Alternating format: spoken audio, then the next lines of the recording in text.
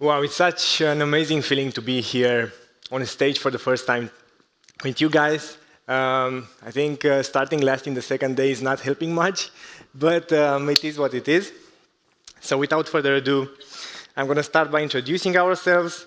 I am Alexandru Tudoran, and together with Alexandru Stancioiu, we are here today to talk to you about leveraging asynchronous jobs in Multi-Site Manager. We've been at Adobe for more than 3 years now, and we did a lot of things in the meantime. We started with maintenance and support for our on-prem and cloud service customers.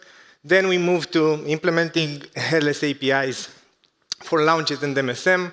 Then we started integrating launches and MSM in the new content fragment UI. But the reason why we're here today is to talk to you about an issue that was bugging our customers so much so that they were bugging us so often that we couldn't just slide it under the table any longer. And that is resource-intensive operations.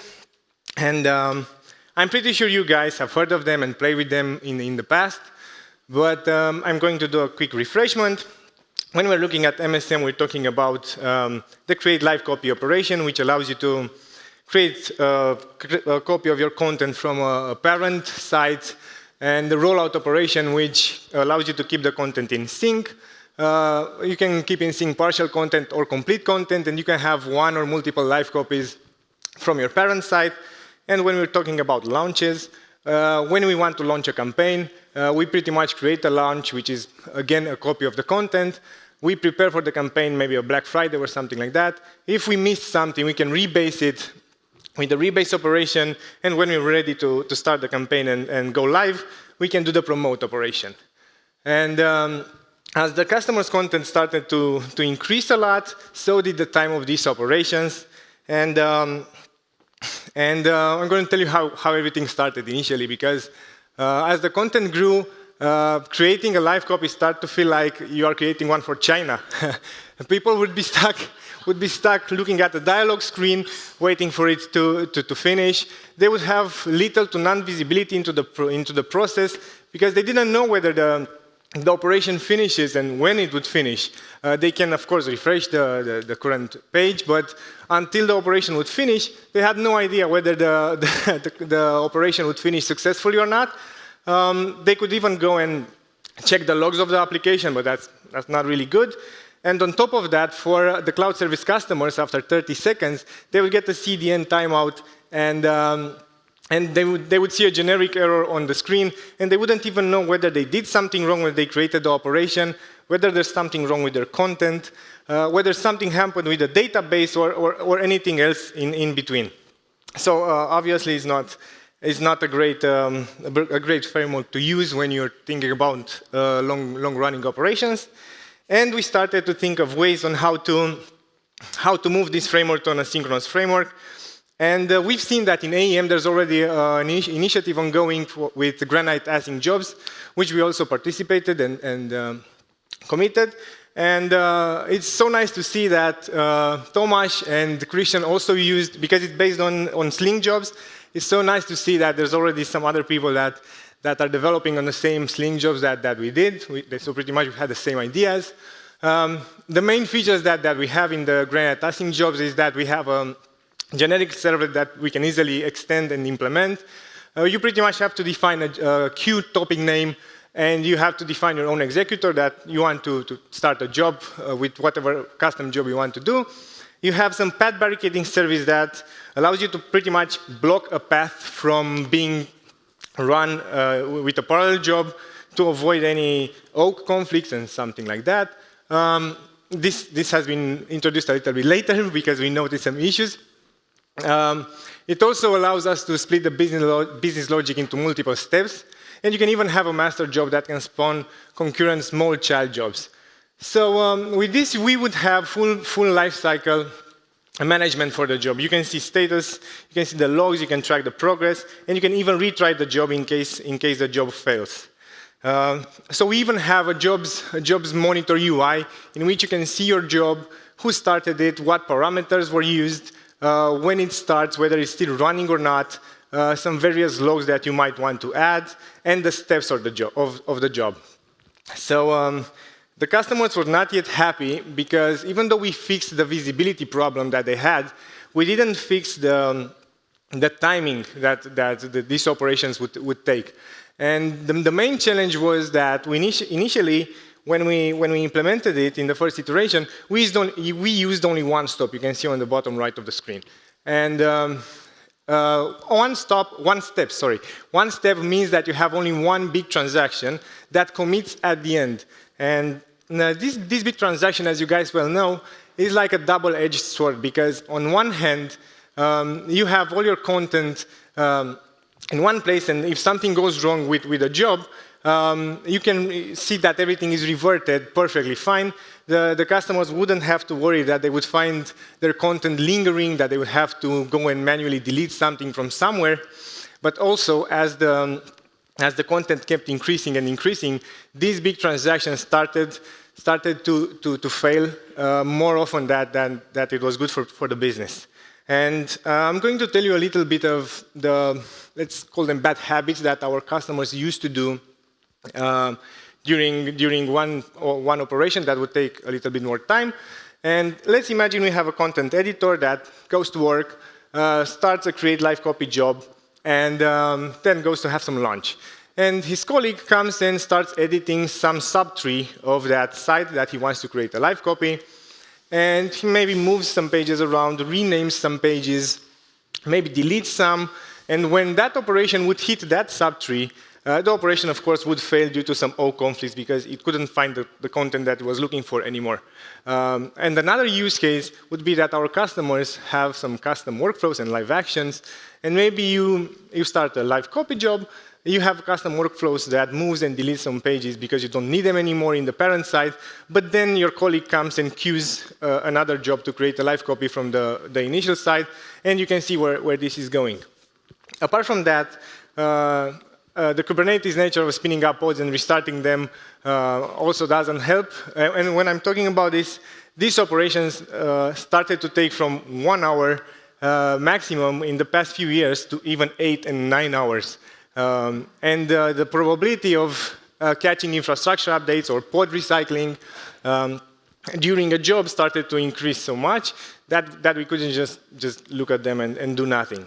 And on top of that, as any software there is on the market, it still has product bugs, and from time to time, maybe the author would fail and the job would fail completely, and they would have to restart it.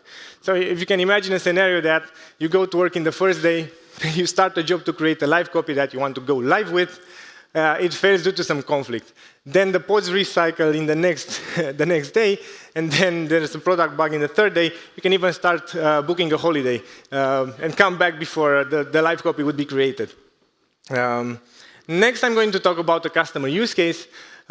This guy was so kind to sit at the table with us. He showed us what he was doing, what content he has, and the problem that he faced. And it helped us understand more about what's going on under the hood. I can tell you that it's a heavy MSM user. He uses to roll out maybe more than 600,000 pages per month. His jobs are taking from 3 to 6 and 8 hours, and they are sometimes failing. And when we started adding some measurements and looking at the logs and investigating what's going on under the hood, we noticed that the actual MSM operations, the actual MSM code, is taking only 20 to 25 minutes, and the rest of the time is the actual saving the transaction at the end, committing the transaction. We've seen that the oak rewrites trigger a lot of reindexing, and we thought about it. What if you can do some intermediate saves during the operation after some certain number of pages? And this is what we tried.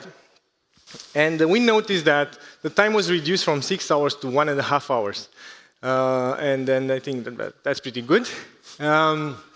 Then we were looking at our initial iteration of async jobs having one single step in the job. And we thought about what if you can split the job into multiple steps that each would compute and do its own work about his content and commit at the end. On top of that, you would have better job progress process tracking for all the steps. And if it would fail halfway, differently from the initial iteration having only one big transaction, if it fails halfway, you would have incomplete but stable content. It may fail at step, let's say, 7 out of 10. The customer will have like 70% of its live copy already created.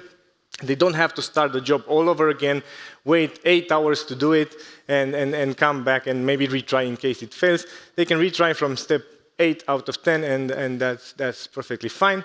And they can even see a little bit better in the UI at which step the operation is running in case it's running, or at which step it failed and why, so they can go and fix their content in case they have to.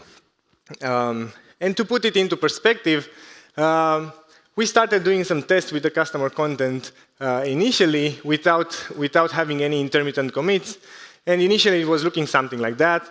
We had a span from 50,000 pages to 250,000 pages. And you can see that the time starts to increase even a little bit exponentially while the content increases, whereas committing intermittently has a much smoother and linear line for it. And next, I'm going to let Alex continue and tell you about another customer use case that we have.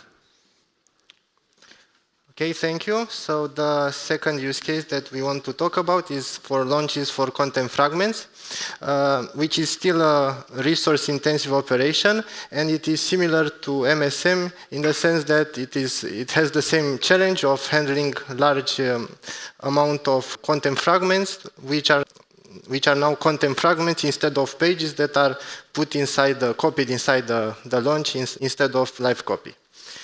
Okay, so now I want to give you an overview of what this operation entails.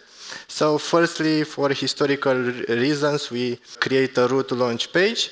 Then secondly, we would have to create the inner folder structure where the content fragments will land. Then the most important step, which is the actual copying of content fragments, aiming to do this in parallel for best performance. And lastly, we have to maintain references, meaning we have to adjust content fragments which are referencing other content fragments.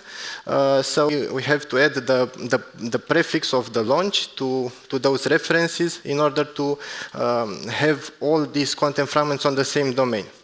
Okay. And we figured that the best processing model would be something like that. We would have a master job that would spawn child jobs for concurrent processing.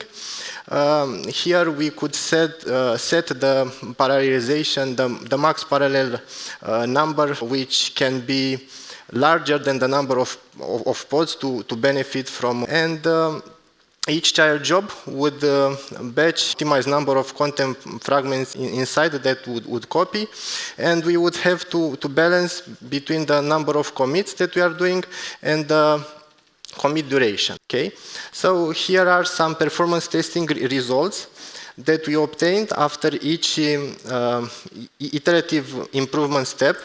We did it like this because we wanted to confirm that after each improvement step, we indeed got a relevant improvement in terms of time taken for the operation to complete. So we started with a volume of 100,000 content fragments, and in the original implementation, we committed after each content fragment copied, and this yielded a not so good result of over 5 hours. Then we decided to go to one big transaction, and we removed all the intermediate commits, and we got the time down to 3.5 hours.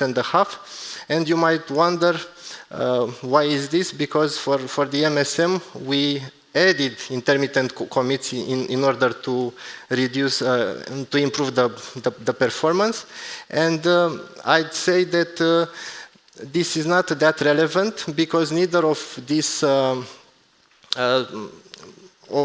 variants are really a solution, because here the overhead of opening a transaction multiplied by 100,000 is really too much, and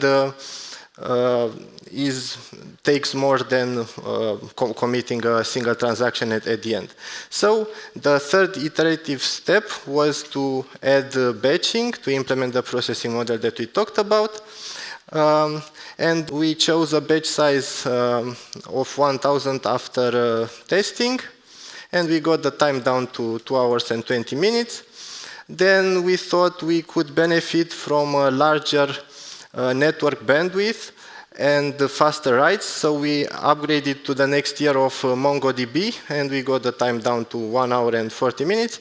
And as a last improvement step, we looked at the library that was doing the actual CF copying, and we were using a generic JCR library for doing that.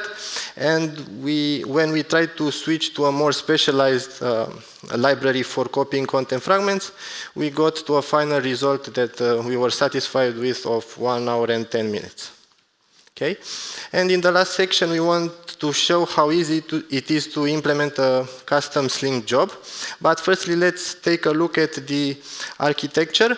So on the left side, we have the OSGI event package, which deals with topics and event properties, the most important class being event admin, which has the responsibility to register event handlers and call the appropriate handler when an event is raised. The second API is the Sling Event Jobs API, which holds the interfaces for queue configuration, job manager, job consumer. And these two packages are implemented in the Sling Event Jobs bundle, which basically is, in fact, a full-fledged framework for task scheduling and execution. And this is open source and public, so obviously anyone can use it. Then we get to Granite Async Jobs, which is in our, it is not in the public API region, it's internal API.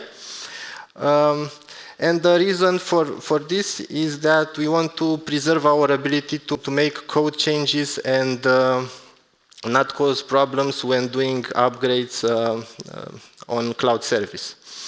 And what it has there is not that much. We talked about the generic Sling servlet that may be used to call and to launch any asynchronous job based on the topic name. There is some internal kitchen with helper methods, wrapper methods. Yes, and also there may be what's missing in the Sling Event Jobs IMPL bundle is the path barricading feature, which does protect the resources being rolled out that could cause problems. And the last bundle, which is using Granite Async Jobs, is the CQMSM core bundle, which contains the implementations for the rollout, live copy operation, and contains some finer-grained customization that you can do, like to create a custom action, which would be the most complex use case, aside from triggering rollout or live copies. Okay. So worth mentioning here is also the new MSM Open APIs that are in experimental version right now, but they could be used for doing the same operations in a more modern way, let's say. Okay, and now back to our custom Sling job. So to implement this, let's start with the queue configuration, which what we need to do is to have the JSON with the queue configuration where we define the queue name, topics, type, retry delay, and max parallel into the content package, and when we deploy the content package, the result would be available in the Sling event console, as you can see in the right side.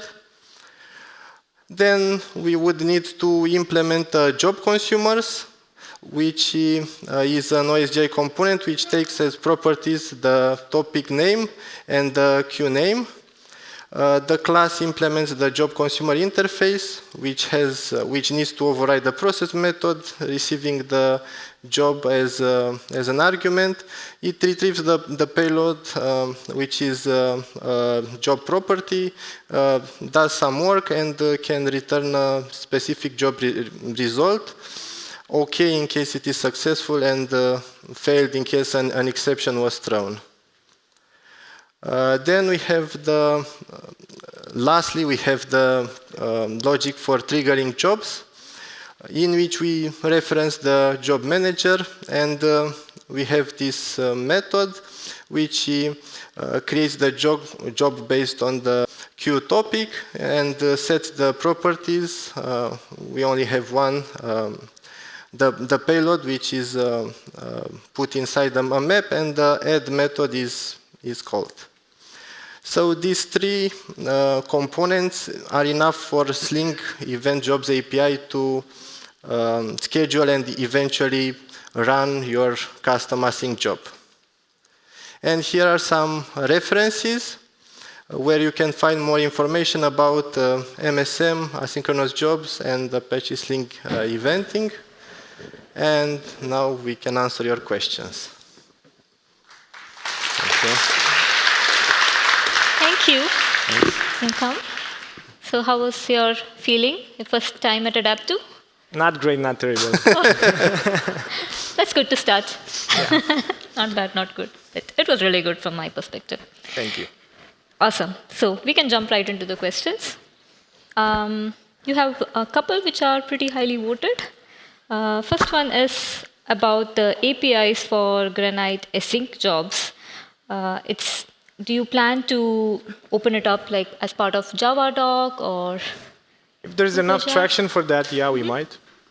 Okay. Yeah, if we have enough customers interested, we might do that. Okay. It gained a lot of maturity, so I don't think we're going to have to add much more code into it. So yeah. Yeah. A second option would be to migrate features from that Granite async jobs into Sling. So it really depends what's being requested here. We have to speak about the use case in particular to determine what the best solution would be. Yeah. So that's your cue to use the Meet the Expert session to just file all the requests. Yeah. Yeah. Looking forward to. Great. Maybe we can do one more. Yeah. So there is a question about a scenario where there are a lot of websites running on one AEM instance, and that it gets really difficult to find if there is an error somewhere among that. So is there any improvements planned for this? Is it already part of what you just mentioned, or something in the pipeline? Usually, if there's an error for a site, it's on a path, and I guess customers quite know their paths quite well. So let's say it fails for something like, I don't know, Germany, BMW, Series 3, US, Canada. I guess they know where they can find that path and that site, because it's shown in the jobs console in the steps. Let's say it failed at step 7, and it would tell you at which path it failed and why. Okay. More than that, I don't know what we can do. Okay. Okay, I think that's it for now. Thank you very much. Thanks again for the great session. Big round of applause.